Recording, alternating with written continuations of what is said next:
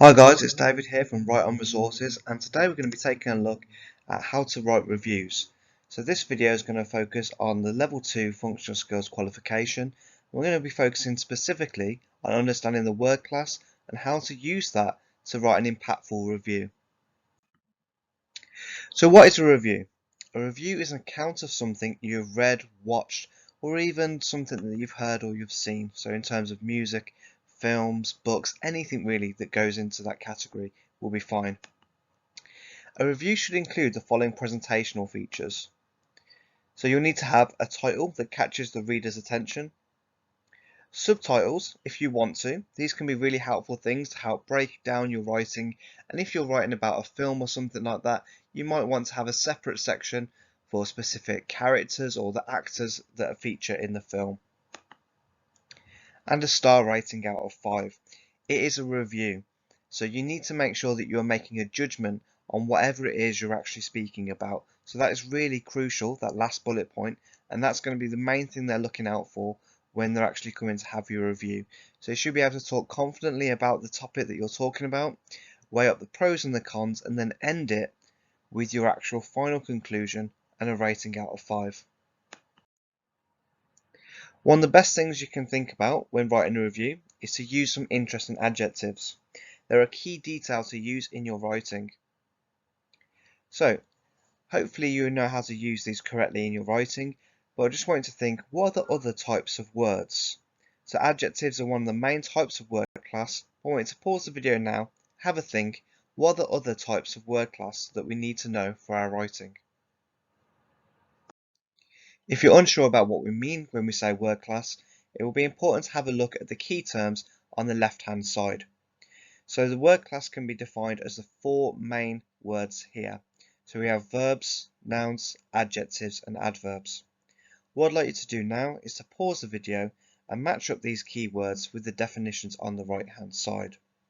So I'll start going through them now. So the first one, verbs. These are words that describe an action.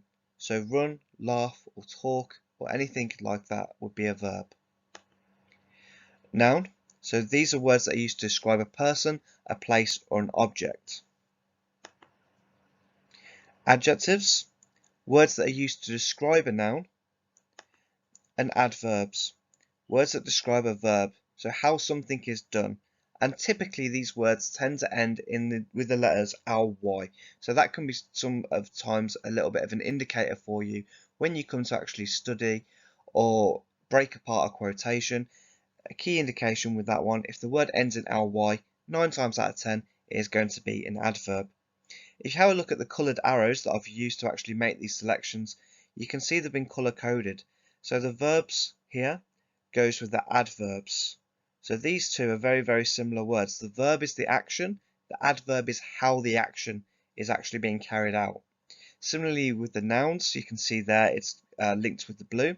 So again, a noun are words that are used to describe a person, place, or object. And the one that links with this one is adjectives, which are words to use to describe a noun. So if you're unsure about those ones, please take your time to familiarise yourself with them. These are really important and really key things to know for both your functional skills and your GCSE qualification. When you come to do your writing assessment, you may very well be asked to write a review. The question might look something like the example we've got below. So it says, write a review of a TV show or film you have recently watched. In your response, you should give a detailed account of the TV show or film. So you need to make sure that you're giving a wholesome account of the program or the film so that the reader actually understands what is good about it and what is bad about it. Use a range of interesting adjectives. When we say a range, we mean typically that you're using 4 to 5 or even more adjectives than that.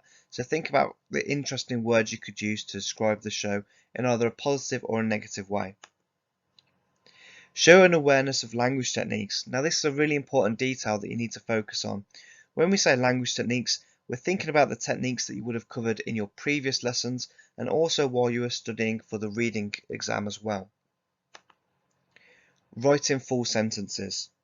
A lot of the time, when we are excited, when we're nervous or even anxious, we tend to forget the small details. So if you're not writing in full sentences, If you're not properly punctuating your writing, then you will easily lose out on some marks.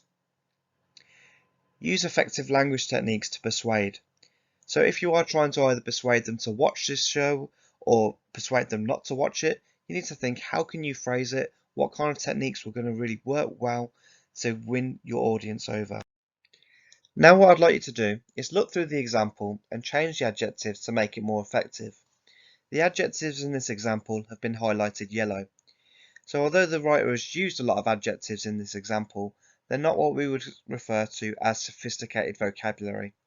As I read through the example, I'd like you to look at each of the highlighted words and think, what could we change this to make it more interesting and engaging for the reader? So the example says, the new series of Love Island is really bad. The programme's main purpose is to get people to flirt and chat up strangers.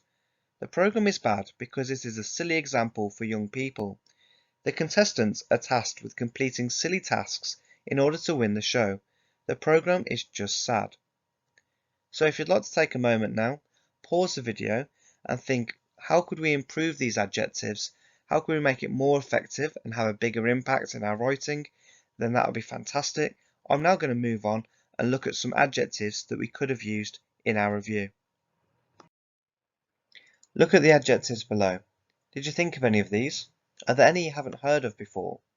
So if you have a look at the ones that I've came up with, you can see there we've got positive adjectives, so words like amazing, captivating, inspiring, mesmerizing, thrilling, astonishing, and enchanting.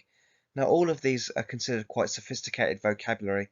If you're not sure what each of these words mean, then please do take the time to have a look at Google or the dictionary or a thesaurus to see if you can work out what the actual meaning of these words are.